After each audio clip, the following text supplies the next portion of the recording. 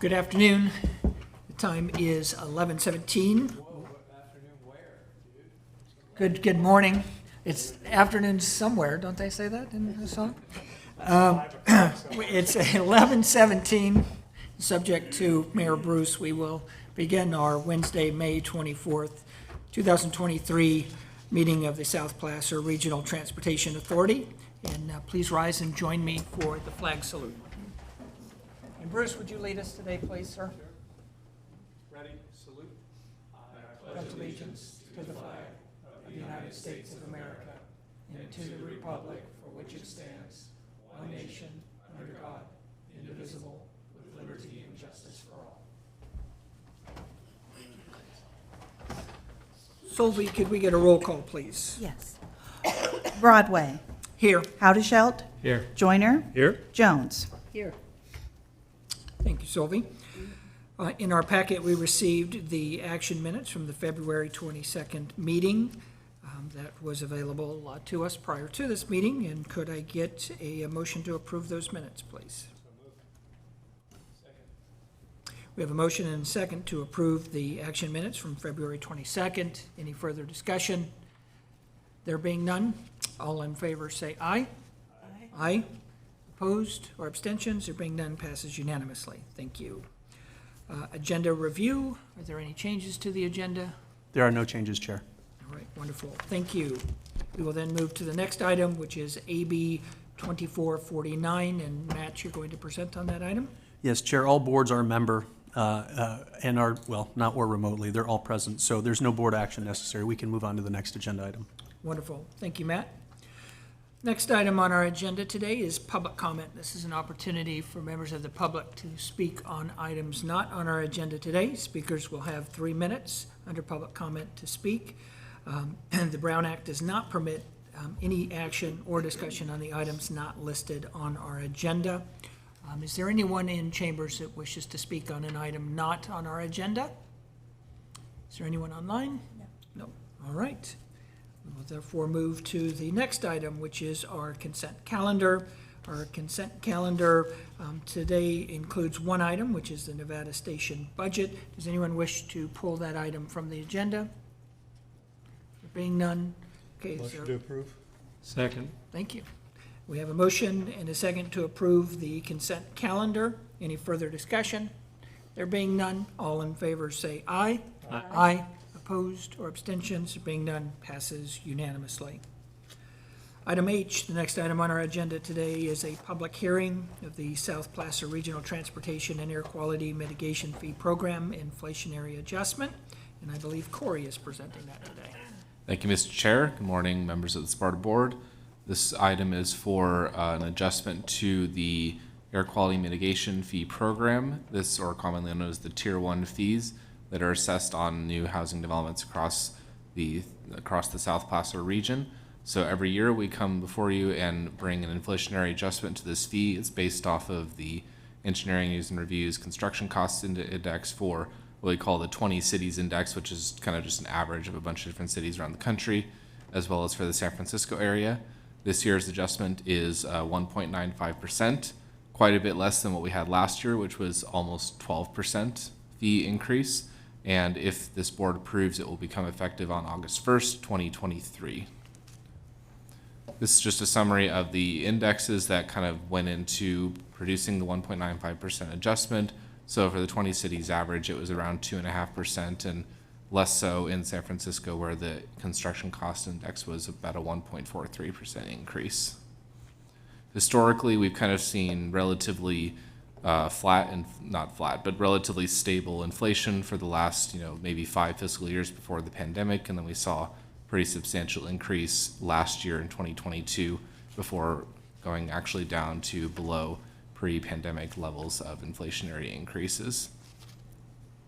This is the quick table showing the changes to the fees. So for the Tier 1, the regional mitigation fees, the average fee changes per district by roughly $15 to about $48 is the most change. And then for Tier 2, which is not subject to this board action, it's for Tier 1 only, but for informational purposes, those fees are going up by the most by $163 a unit, down to $29 for university land uses.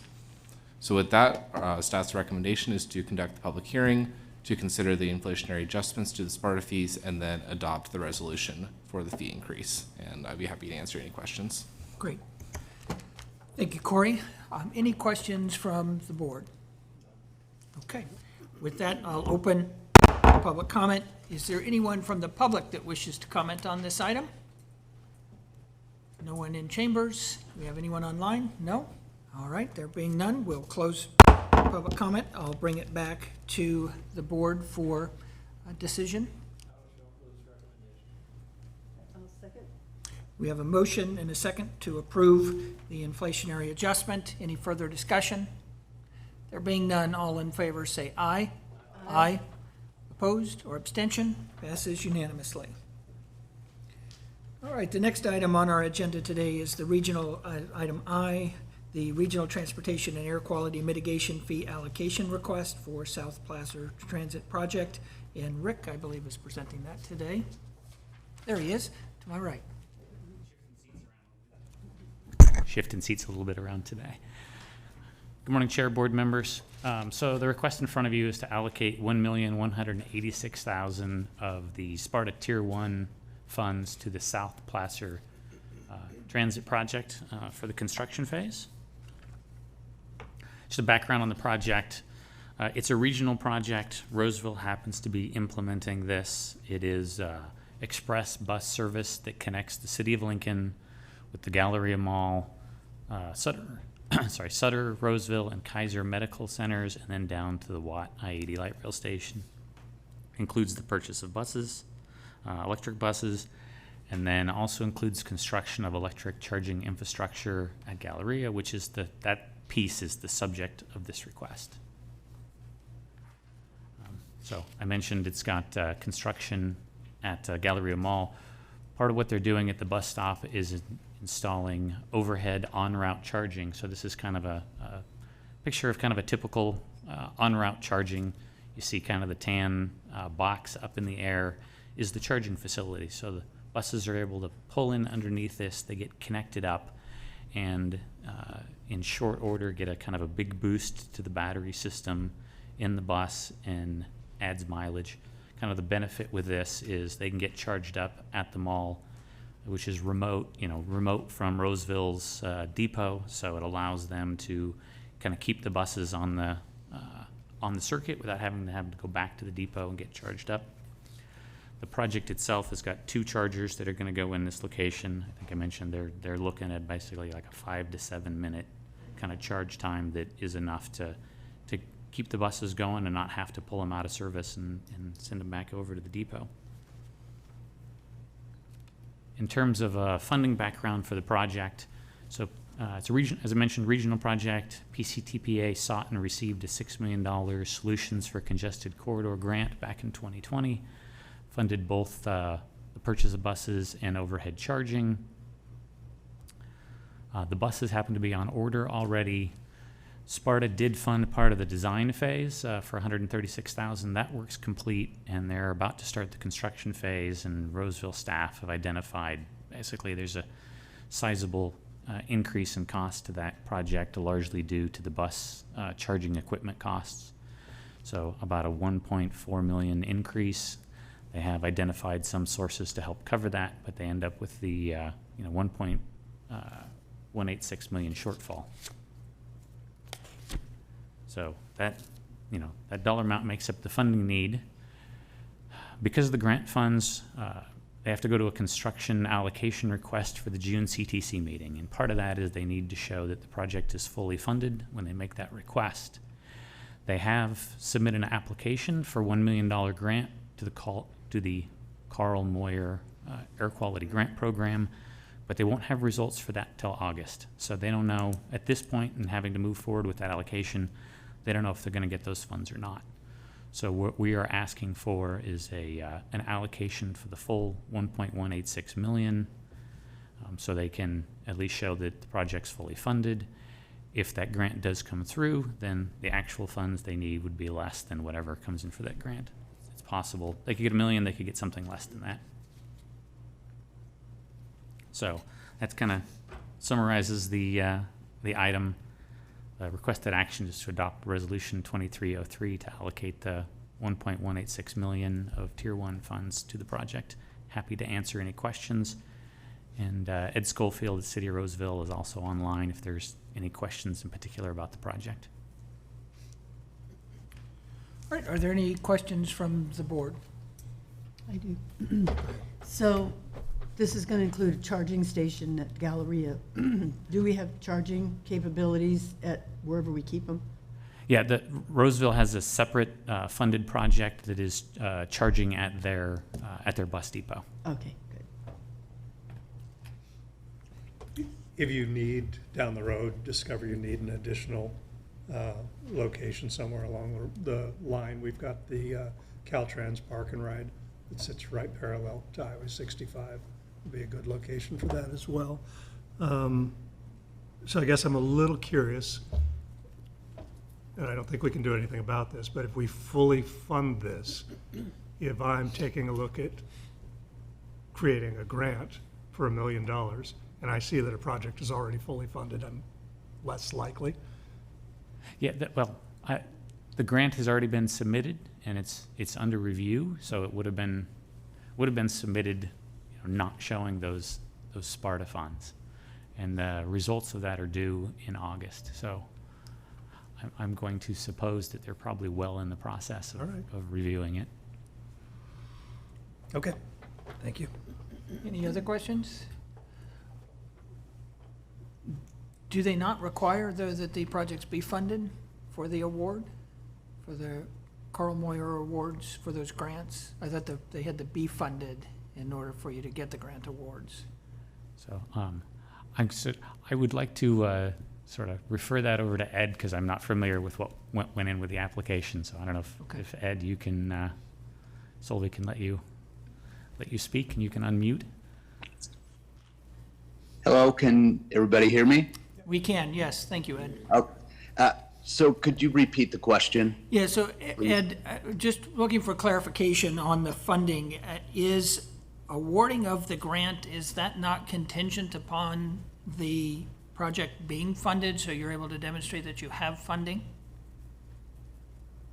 Yes, I guess we are saying that if this board approves it, we would have the funding through either SPRTA or the Carl Moyer funds. We're also working concurrently with CTC, and that's kind of what's really pushing this deadline, because we're going to the CTC in June for approval of some additional state funds that are related to this. And so they're looking for a fully funded project, which I think is what you're asking for. And in that staff report, it says it is funded. It would be funded either through the SPRTA funds, the Carl Moyer funds, or local transportation funds. So it's CTC that's looking for it to be fully funded. Fully funded. I'm curious about the Yes. grant. If it's Right. fully funded Yeah. and I'm awarding grants, you guys are taken care of, you're fully funded. I'm gonna put this money where it's gonna be more useful. So the potential for that being viewed as not being necessary. Okay, I get it. So we're looking at different funding sources, self-funding, CTC, and then the Carl Moyer grant. That grant doesn't necessitate the funding, CTC would, for that funding. Correct. Okay, great. Thank you for that clarification. For Lincoln, is there any consideration being given at this time regarding charging out in Lincoln when the buses are there? Because the connectivity is being created. So is there any consideration being given for that? I'm not aware of that, but I would defer to Ed, because he's got more details on the specifics of the project. Yeah, at this time, there is no consideration for charging in Lincoln. We focused on the Galleria because it was more of a central, like a transfer location. So our thought being, if we had the charging there for 5 to 7 minutes, it would be a good place for, to meet up with other buses. And so we thought it would be more convenient for passengers to be at the Galleria versus in Lincoln. Okay. Mr. Chair, Yes, sir. I see the logic of your question. because they'd be starting there or ending there, right? So, Ed, operational costs of charging, are they different in Lincoln versus Roseville? They would be different. I don't have the exact numbers, but I don't need the exact at the numbers. Galleria, you're working with Roseville Electric versus Lincoln. I believe you would be working with PG&E. That's all. I didn't need exact numbers. And then I guess, just for clarification, either Mr. Carter or you, Ed, the project is fully funded, but you're going for the Moyer grant because of the additional cost. Is that correct? Or you're asking for SPRTA to pay for the shortfall? There was an identified increase in cost. Right. So at the moment, we're asking for SPRTA to cover 100% of that with Right. this action, with the knowledge that if the Carl Moyer grant is awarded, then SPRTA would be paying less.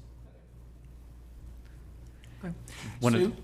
Sue, my question in regard to the charging also ties to, and I appreciate both the costs and your desire to get revenue for Roosevelt Electric. So, I'm just teasing you. The need from a transit perspective is beyond just Roseville. Of course, we're serving Lincoln.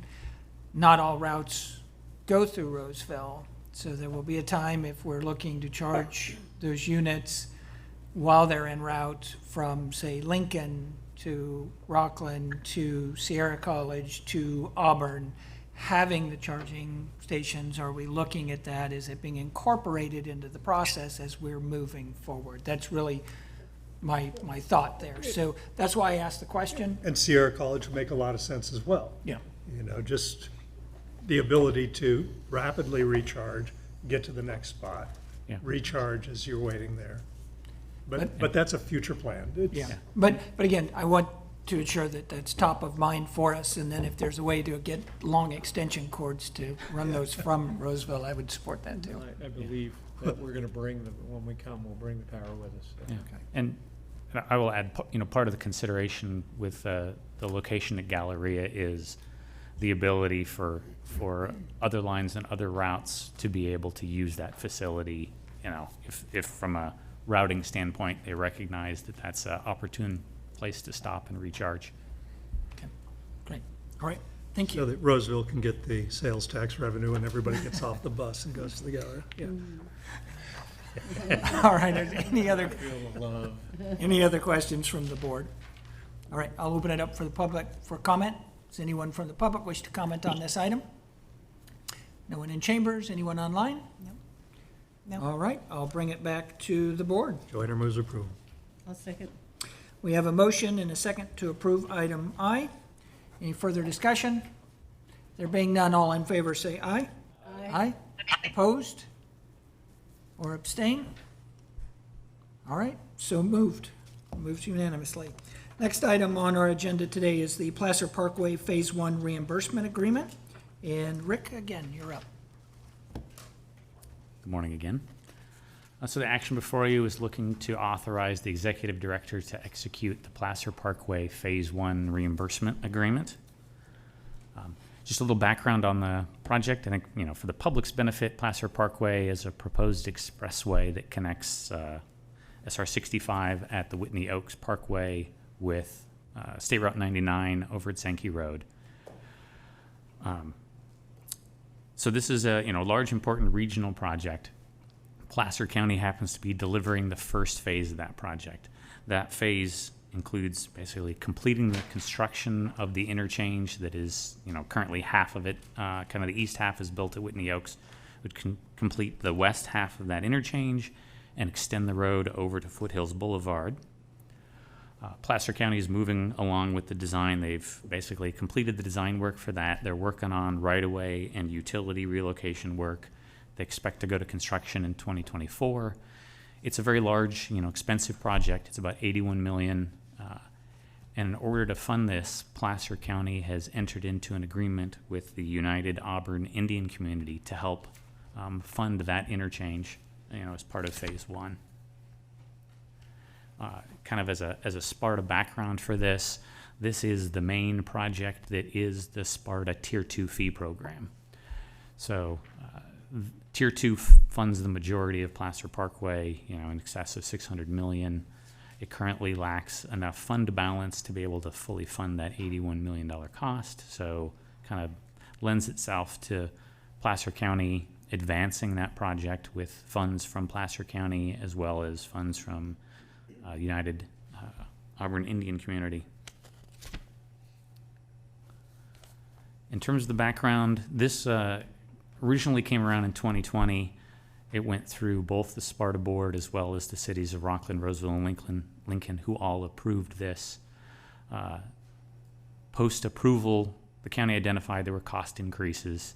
So the county, we didn't actually fully execute that. That agreement didn't get fully signed because of the recognition of the cost changes and the dollar amounts in that agreement. So the county went back, kind of renegotiated with UAIC to increase some of those fund amounts, which is why you see today an updated funding agreement. So I will note that the updated agreement has been approved at the City of Rockland, Roseville, and was approved City of Lincoln yesterday. So in terms of details of the agreement, basically what that agreement does is recognize that SPARTA will reimburse the county for those phase 1 costs. County's going to advance the funds. Everybody's kind of recognizes on board as the revenue comes in, we will reimburse the county. It's going to take many years at the current revenue rate to reimburse them, so it includes the Tier 2 inflation adjustment, so they get a sort of an inflation increase over time for that. That agreement also acknowledges the county agreement with the United Indian Auburn Community, right? And kind of shows the funding amounts that are in that agreement and really recognizes that the county can use those Tier 2 funds to reimburse the advance from the tribe. So the path is, the tribe is actually funding it, making a long-term loan to the county, who will then advance those. Yeah, it's a combination of both the tribe and the county funding it as well. And then the county is obligated to repay the tribe. This agreement recognizes that SPARTA will repay the county. So there's no direct link between SPARTA and the tribe. So kind of that completes the presentation, recommending that you approve the resolution. Note TAC concurred with this. Also, this requires a unanimous vote of the board. And Ken Grimm happens to be in the audience. If you've got questions related to the project, Ken can answer those. And I'm happy to answer any questions you may have on the agreement. Any questions from the board? So, Rick, can you go back to the prior slide? I believe it had yes, so to Mayor Joyner's question, so the UAIC is contributing the 36.7 million, 9 of that being non-reimbursable, but that's based on a projected cost of 81 million for the total project, correct? Yes. Okay. And so the remainder will be funded through the county and essentially the fees, which will be reimbursed back to the county, back to UAIC for the 27.7 million. Correct. Okay, perfect. All right, thank you for that. We'll open it up for no questions? Yeah, I have one more question. Okay. So this is to begin construction, we're saying in 2024? Yes. Do you have any idea how long it will take to complete? I would There you go. defer that to Anyway, Mr. I Grimm. just wanted to get you up here, Ken. Good morning, Ken Grimm with the Department of Public Works for the county. We're expecting 2+ years to be able to do the construction. It does involve upgrading the interchange, including widening the overpass over the top and adding some new connections, as well as a new bridge going up and over the Union Pacific Railroad track. So it's pretty significant. So. Okay, great, thank you. And Mr. Chairman, so this would be based on the existing SPARTA Tier 2 fees, right? I mean, Correct. agreement's not good, okay. I mean, obviously, if the SPARTA Tier 2 fees go up, then repayment's quicker, but, right, okay. So Ken, I wanted to give you a chance to sit down before I pulled you back up. So we've got the overcrossing, that drops back down to grade on the other side, you're saying it's immediately gonna go back up, or are you gonna extend the bridge across 65 and continue it across the tracks and then drop it down? So it does go on a short wave on an earthen embankment, and then there's a bridge over industrial and the railroad tracks, which then comes back down again before Foothills, and we're back down at So you're Foothills. gonna have a bit of this going on. A little bit of it, yes. Okay. Thank you, Ken. All right, we'll open it up for the public to comment.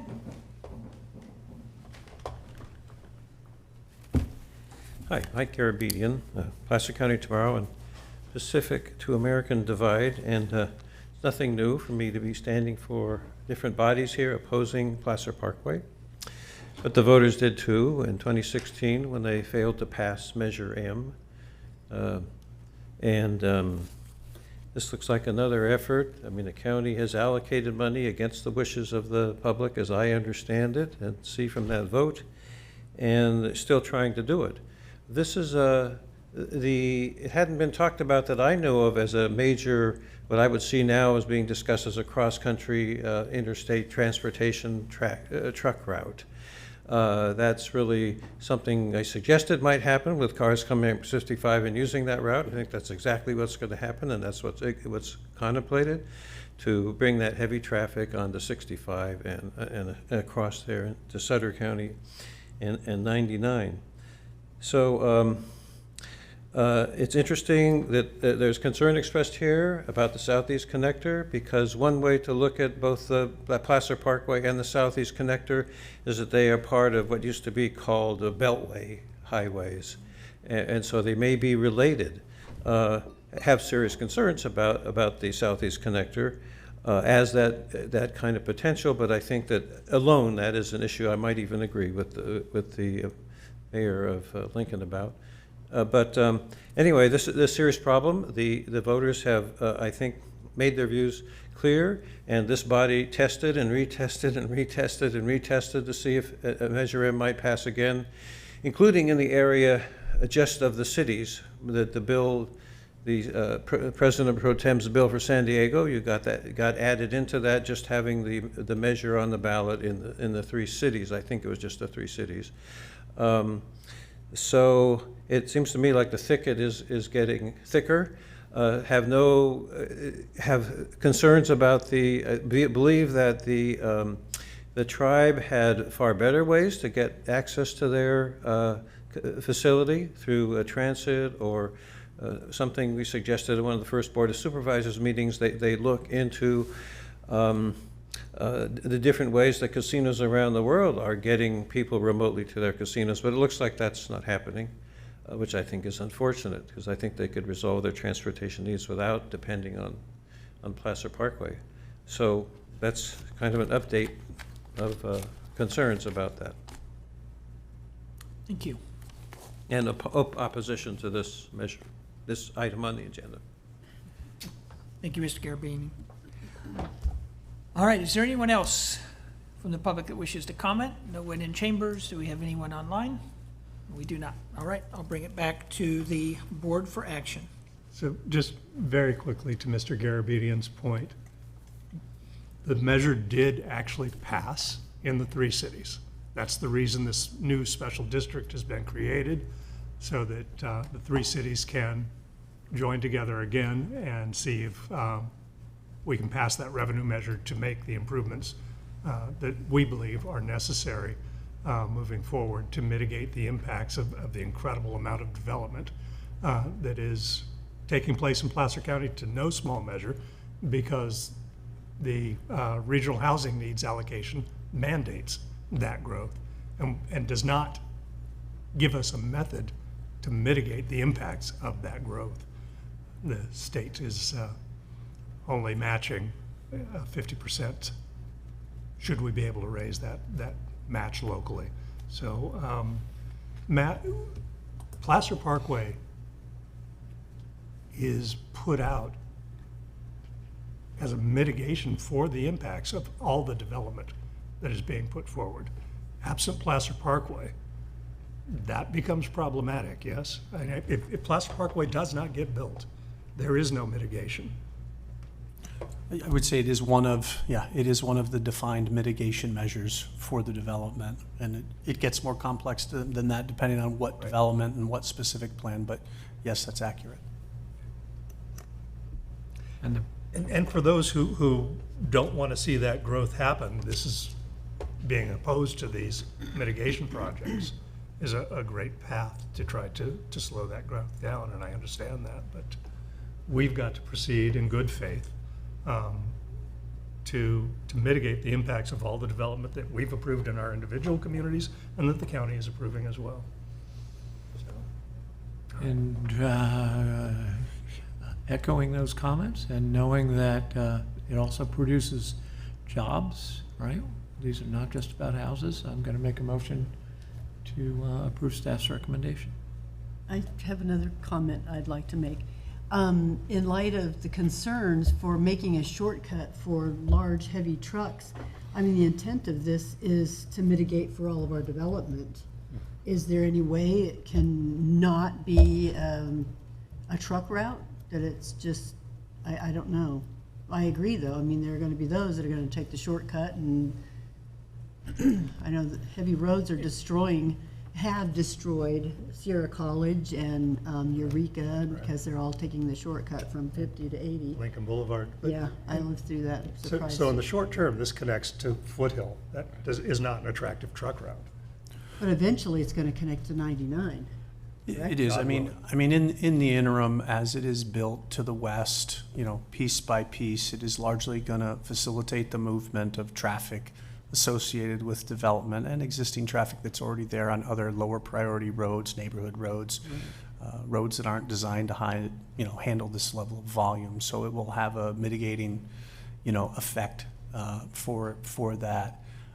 Once it eventually connects to 99, there is the possibility that it could be an alternative route for through traffic.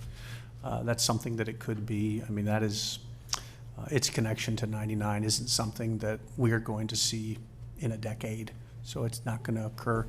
Other departments of transportation, to answer your question though,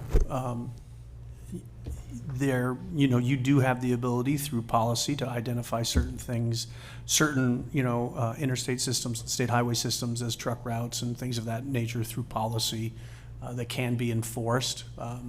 That's something that can be done. Today, we have never explored that relative to this issue, but it's something that can be explored if it was an issue. Ken wants to say something too. Oh, sure. So first off, through our area, and a big reason I believe anyway for the Parkway is that Interstate 80 is this major trade route. It is going to continue to grow immensely, and it is. That's for the United States. For us, we don't want through traffic going across the United States going on Placer Parkway, but today we have traffic going through city streets, whether they're the city of Lincoln, whether they're the city of Roseville. We do not want them on those streets. We would prefer them to be on like the Parkway. Again, we don't want the San Francisco to New York trips on the Placer Parkway. But for those serving our residents and our areas, that is the appropriate road.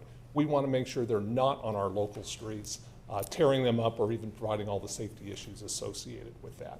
So I would suggest or encourage that is where we want the heavy truck trips going that are serving our area. Well, in that case, we need a 50/80 parkway that goes Connector. over the top of all of us. So Thank you, Mr. Graham, for reading my mind. Thank you for that. Makes perfect sense. All right, any other discussion? All right, we have a motion and a second. You have those both recorded?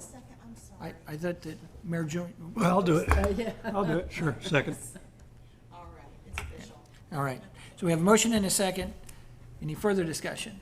There being none, all in favor say aye. Aye. Aye. Opposed or abstained? There being none, it passes unanimously.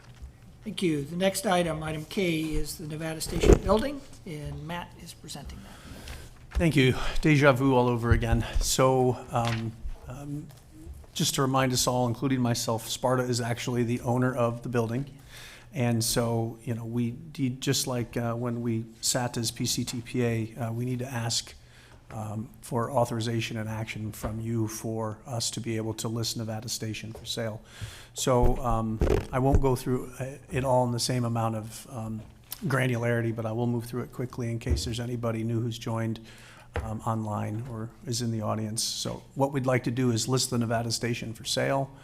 What we're asking today is for authorization to just explore the commercial market and the value of the building, and then potentially enter into a sales contract for the building. That would require additional action of this board and the PCTPA board. And then we would invest those proceeds in a fund, in a liquid-based investment fund for future agency obligations.